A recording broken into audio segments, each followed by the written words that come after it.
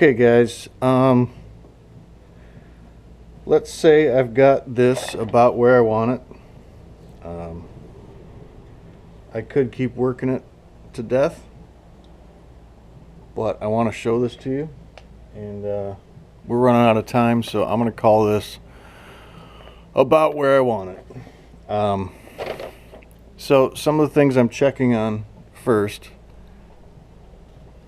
where I say I've got it where I want it. All right. Is this plane lighter than this one? Yes. Is this plane of the brick lighter than this plane? I would say. I'm comparing my fields of value to each other. Let's see, I can see that these two planes are about the same. That's the big plane of the cube, or the plane of the big cube. The big plane of the steeple thing. I'm just comparing them to each other and looking at my reference. I can see that the large sphere is a little darker overall than the jar. Have I accomplished that? Relatively, I think so. I've got a big shadow I haven't really filled in. So at this stage, contrast is important. I've got all values from on a scale of 1 to 10, 1 being darkest, I've got values of 2 to 9 here.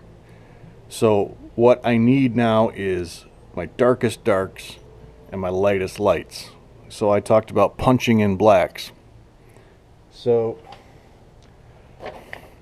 as kind of a final stage, I really want to hit the darkest darks, the darkest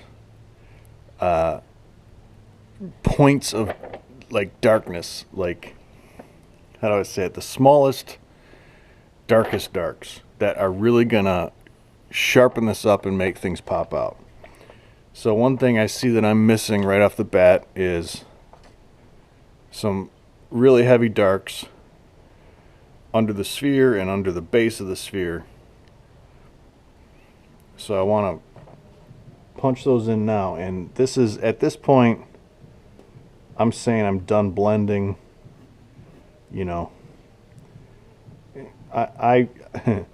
I'm never truly finished. I tend to overwork things, but I'm a little out of practice. You guys are probably have drawn more than I have in the last couple of years, so I'm just thinking in terms of what I really want to be black.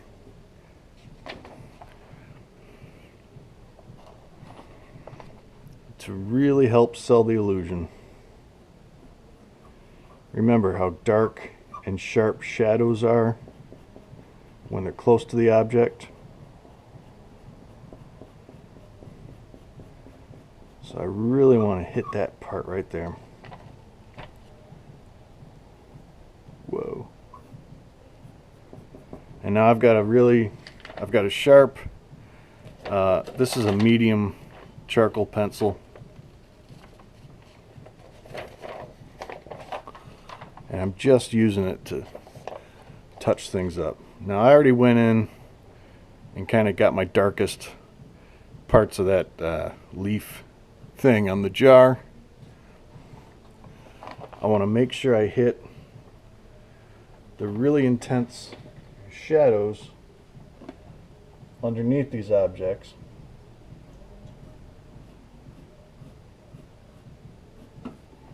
Kind of the darker and sharper I make them,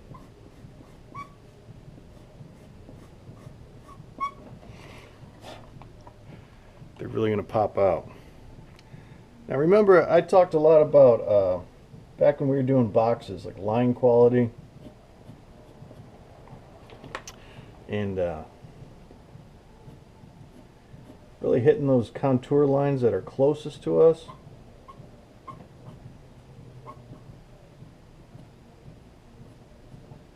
It's just an art trick. Is is that little shadow as dark as, you know, one of the darkest points on the image? Maybe not, but I really want to hit it because it's kind of close to us. As with this one, remember on the boxes we kind of sharpened up and thickened up lines that are closest to us. So like this one, I already hit it, but I don't know, I can't even see it in my reference, but it may not be the darkest on the image, but it's important to the viewer to make it really dark and sharp. I'm going to give it a little bit of an extension upwards here, even though that may not be accurate, but it just helps the viewer. Here's a point that's one of the closest to us, so I am going to sharpen that up, punch that up to make it really stick out in the foreground for us. And that's just an art trick. I like to boost this little contour here. Need a little background in there. I should really sharpen this up. And now I'm making it out of round, but whatever. Just for demonstration purposes. I'm going to leave that because that's a nice, you can still see the really sharp shadow just under the cube.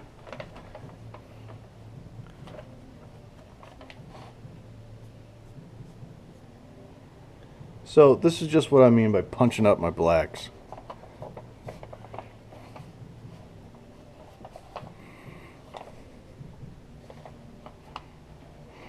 This could use some sharpening here.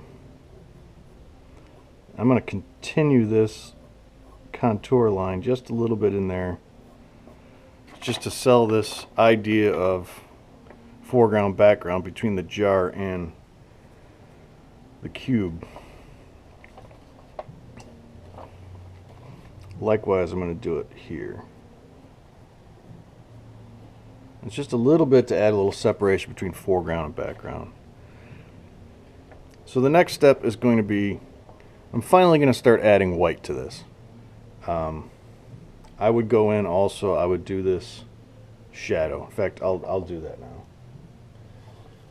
So I know this is going to be really, really dark through this contour here.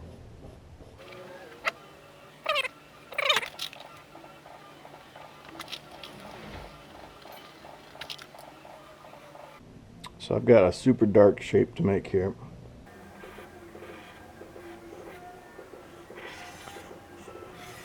It's kind of that elongated shadow of the sphere. Now, I'm pretty dark overall already,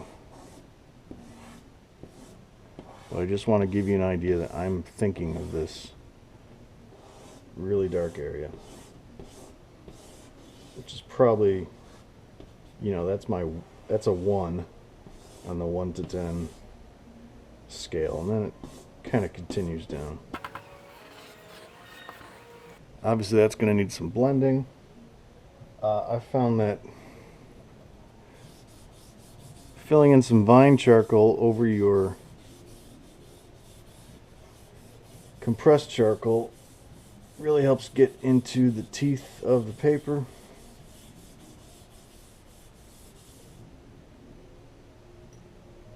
Before you blend. I just want to work that powder down into the paper, and we've been over this. Now, you know, I'm not pressing very hard.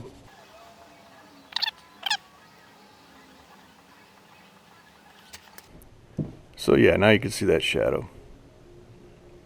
All right, the next step's going to be adding white, getting that that 10 highlight on the scale of 1 to 10. Remember the little strips we did?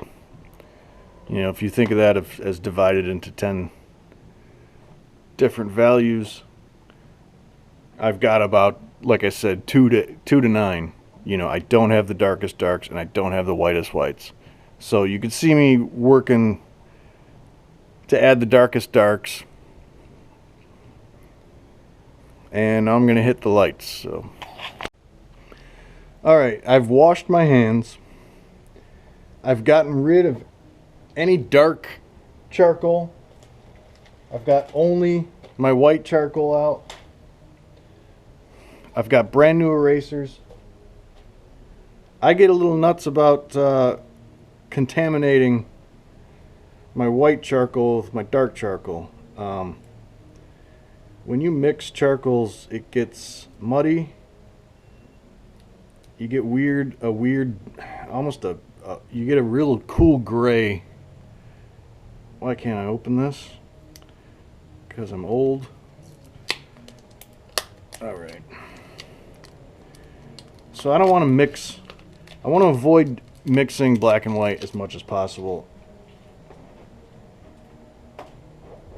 So what I want to do is make sure the areas I'm going to hit with white are as clean as possible and free of dark,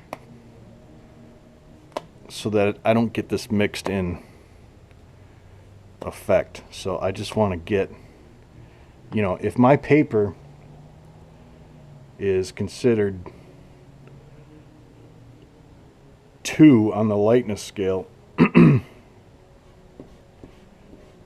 1's going to be my white charcoal, I'm going to get this paper as clean as possible.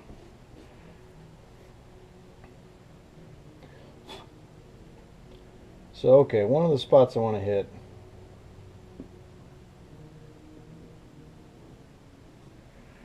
is this left plane of the big cube. If I'm looking at this, that is one of the whitest areas in the entire composition. Make sure I clean that really good. Really easy to start picking up dark charcoal and transferring it to your cleanest areas. So I'm going to start hitting that with white. Now you can see it's almost surprising after working with this so long, you start thinking this is white paper, but no, see, there's another tone left of lightness, and that's where your white highlights come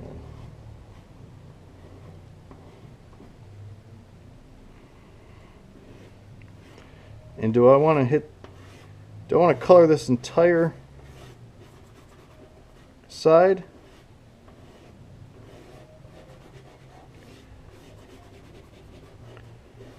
I don't think so. I want to give it enough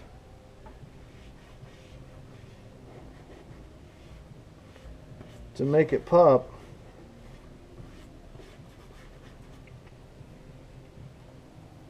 And you got to blend just like you blend your darks. I need a paper towel. I'll be right back.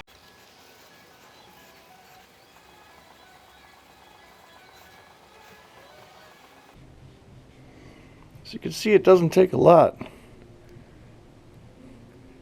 Right now, I'm looking through the GoPro.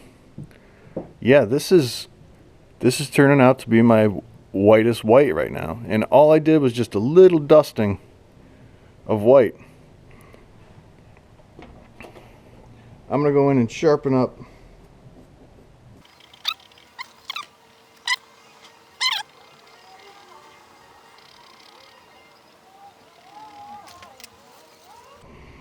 brand new Tortillion with no black on it.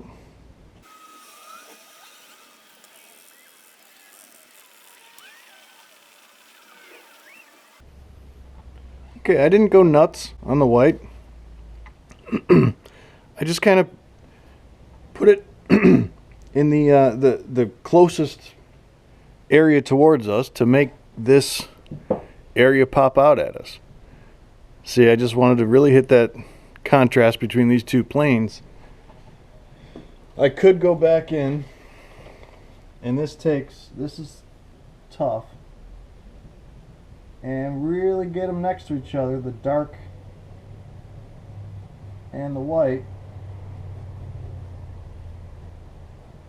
But I want to be careful of them mixing. As soon as they start touching each other, you get this ugly gray. And like, that's all I'm going to do on that cube. Another area where white's going to help highlights stick out is in this lettuce looking part of this jar. So I've already got these areas cleaned off as possible where my white's gonna go, and I did that, I don't know, yesterday. So I'm just gonna go ahead and start carefully drawing in those highlights.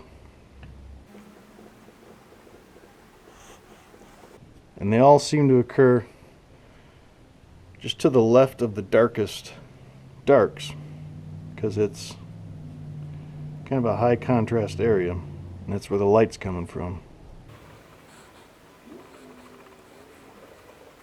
And yeah, I'm kind of inventing it. I'm looking every once in a while, but I know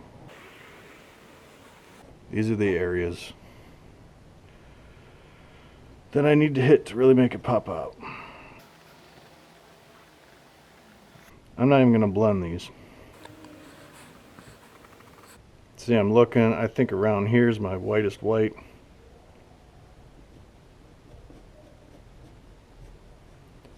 Plus this area is closest to us, so we really want to make it pop.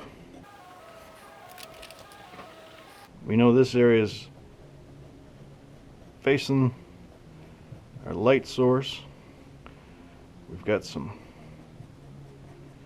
highlights on the top of this shape.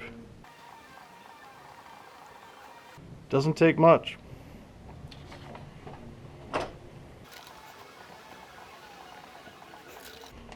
You always want to step back and just decide where your hottest highlights are. And see, I decided it's there.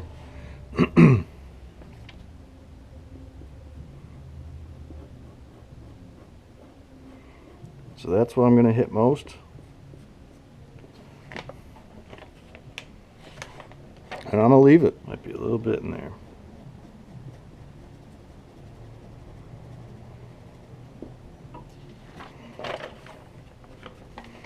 Now what about the bulk of that jar? There aren't really super highlights that you can see, but we're going to sort of invent it. So I've already got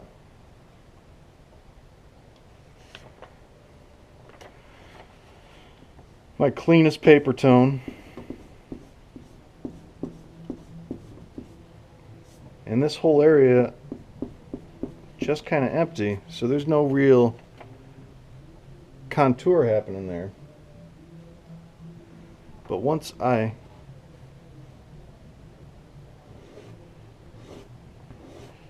give it a little bit of white,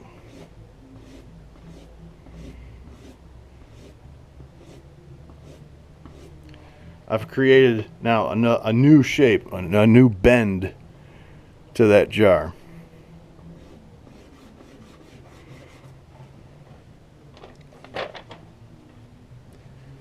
So I'm just going to throw a little bit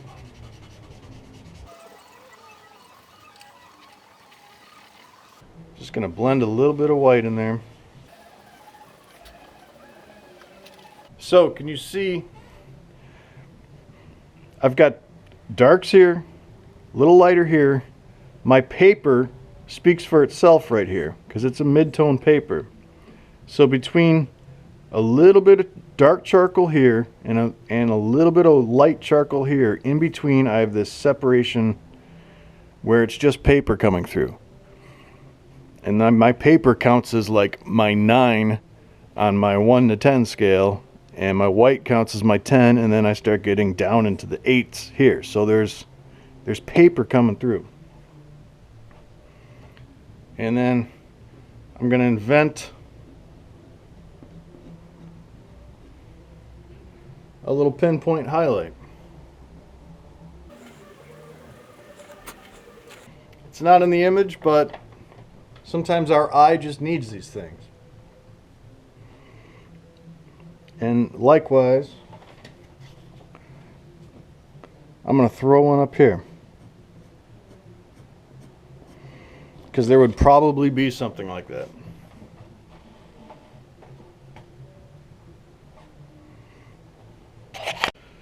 Alright, one of the lightest areas is the face of this brick.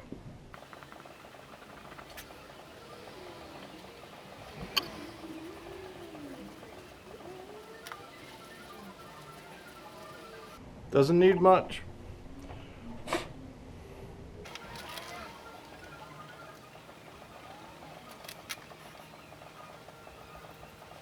See? You can see what I did. I've now contaminated my tortillon. You can see what happened there. I'm going to erase it.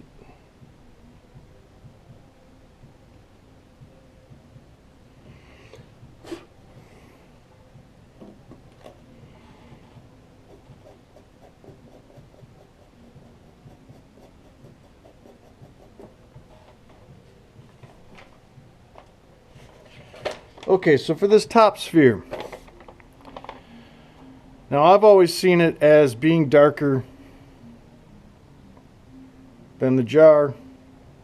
Obviously it's darker than the cube, the lightest light on the cube. I'm going to leave most of this as is.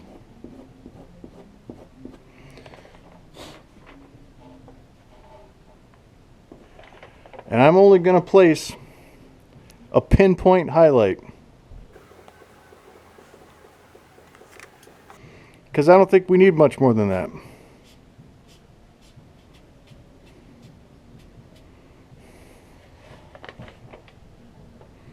And that's it. That's the only white I'm using on that cube, or on that sphere. And I think, you know, if you see this,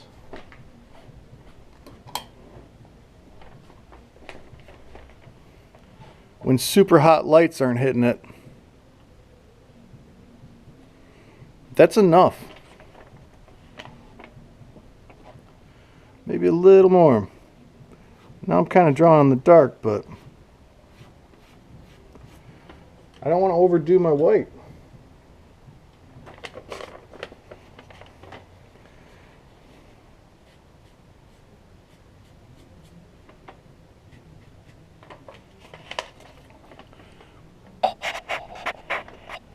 And when it comes to white highlights, that's the thing, is not overdoing it.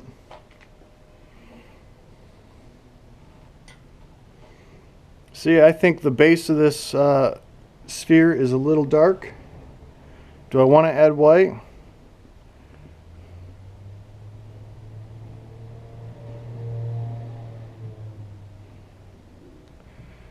I don't think so.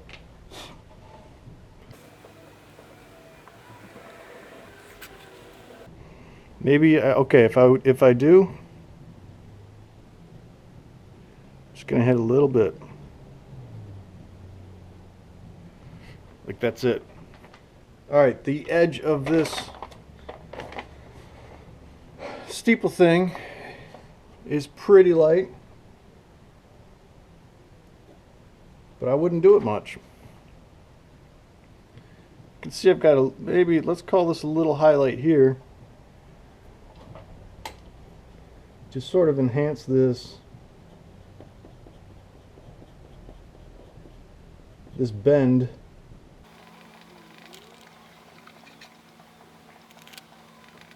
Maybe a little on the tip.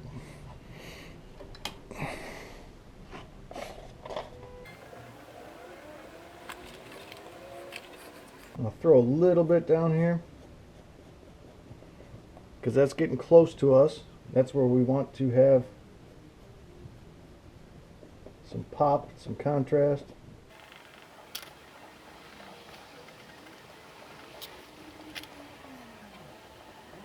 So, you know, a lot of people want to go crazy with the white, and you really don't need to. And that's all I'm trying to show you here, is that a little bit goes a long way. And once you turn off these super hot lights,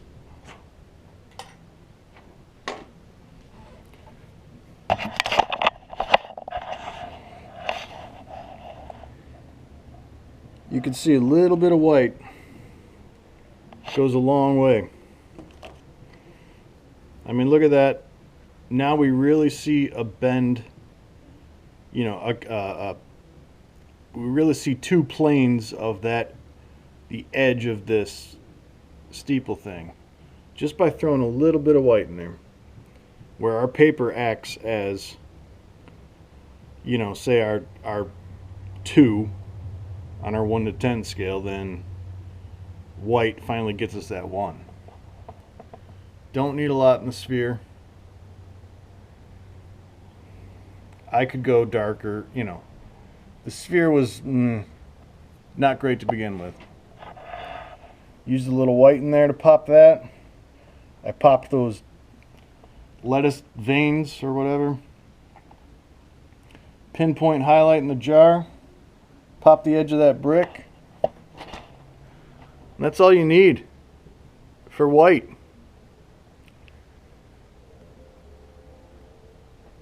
So there you go. Enjoy, guys. I hope, you know, charcoal's tough. This is not easy stuff. But hopefully it's been fun. It's been fun trying to teach it. That's for sure. Alright, guys.